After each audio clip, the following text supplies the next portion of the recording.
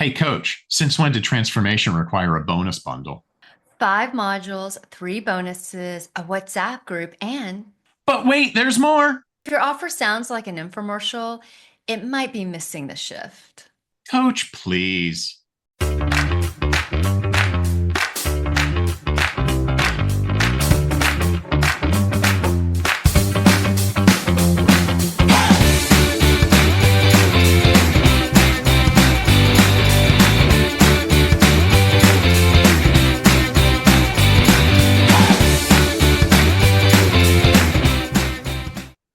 Hey, everybody, welcome to today's episode of Coach, Please, where we help coaches get over yourself. Monsalit, how you doing? Hey, how are you doing, Dan? I'm rolling along well. So what is our topic du jour?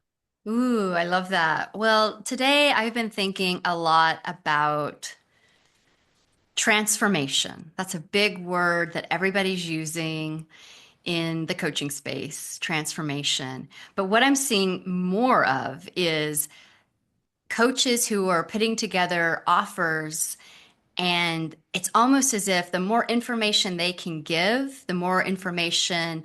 Hey, I've got a course that's 5 weeks. You get a bonus, you get an extra bonus, you get WhatsApp calls. It's almost like, hey, the more information I give in my course, the bigger the transformation's going to be. So I want to explore, does information equal transformation? No, not even Exactly. close. And Exactly. even as you were describing oh, but wait, there's more. It's like, freaking Ginsu knife ad. But wait, we're going to give you all these knives and a cutting board and this bowl scraper and this stainless steel bowl so that you can make all these wonderful meals, but you still don't know how to freaking cook. Yeah. It's and I And yeah, it's just, yeah, well, I was speaking to a coach last month and she was sharing an offer that she does where, yeah, we have this group for weight loss, and we get to, we meet every, we send out a pamphlet, we get together once a week, we do this, we do this, we do this. But my struggle is by the middle of this, everybody sort of loses steam, and all I kept hearing was all the information she's throwing. It's like, but that isn't going to be the transformation.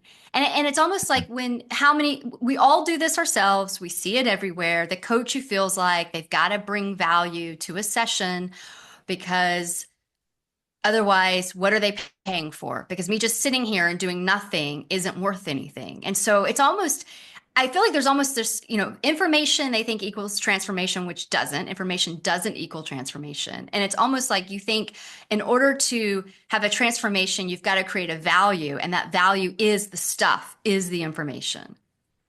so yeah, there's so much right there. One, as you said, information does not equal transformation. In these situations, information equals overload because you're putting way too much out there. And even as I only semi-jokingly reference the Ginsu knife ad, which is, for those of you who are too young to remember that, go look it up on YouTube.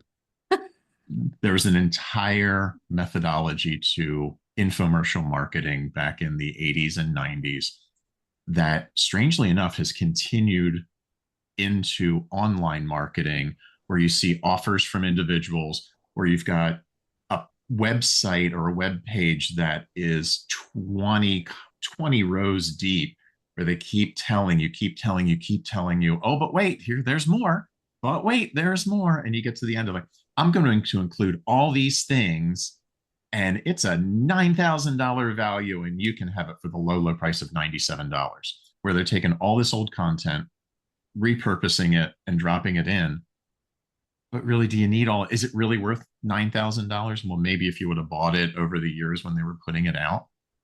But that something's only worth what somebody is willing to pay for it.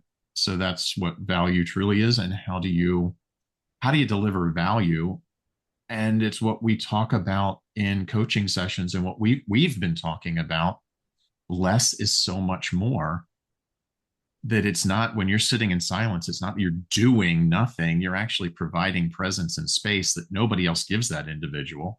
And your true value, to, like, Monsley and I know this, our true value, and the individuals watching this as coach, your true value is in providing a listening space, not in the thing you're going to help them do. That tends not to be partnership. If you're offering way too much shit, you're actually guiding them and taking control, and you're putting yourself in a place above them. Yeah, that's really well said. And while you were saying that, it just sort of made me think about, because the reality is we are only a coach, so many hours in our day, only in those sessions, right? And so when I start to think about coaches who are throwing out so much information to create a transformation because that's what they're caught up in, it makes me think, well, how are you valuing yourself just as an individual and as a person? And I think that is what has to be addressed, because then if we aren't showing up with the value as an individual and a person, then when we show up as the coach, there's going to be a problem, which is why I think that this is happening. And a lot of our conversations aren't about coaching in the session. It's not about that. It's about what's happening when you're not coaching in the session. And so something's percolating for you. Yeah, the truth bomb just hit me. The coaches who think their value is in their materials. You are Mm, putting all of your value outside of yourself in what you've printed up and what you've built.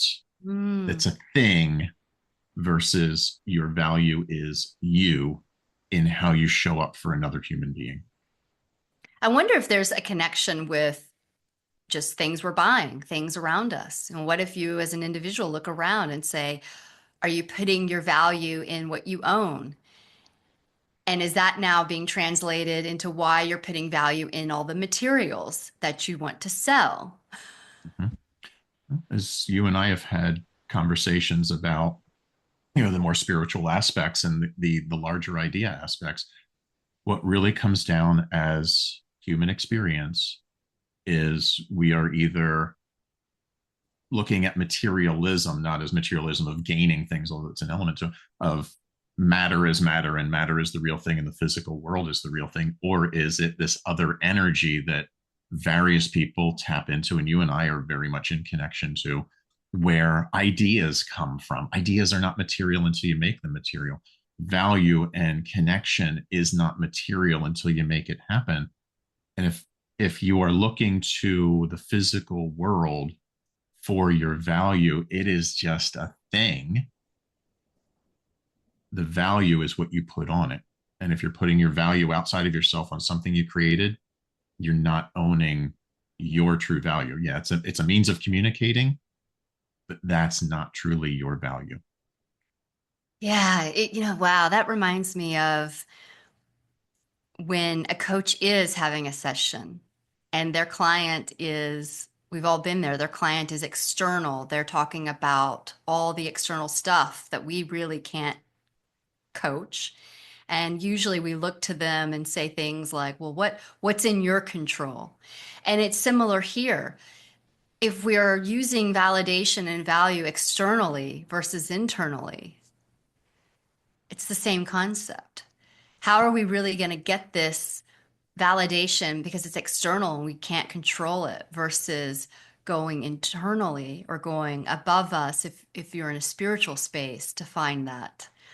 So where does this leave you? What would you say to all the coaches out there who are confusing information with transformation, putting all their value in materials, feeling really, they feel really, they feel a little, what's the word I'm looking for? Insecure if they don't have a lot of bonus materials to give somebody. What would you tell these people, these coaches? I would ask them a question. Why do you feel like you're not enough? Yeah. Why do you feel like you're not enough? I, I think I just heard a microphone drop. And there you have it. Coach, please. See you later. See you soon.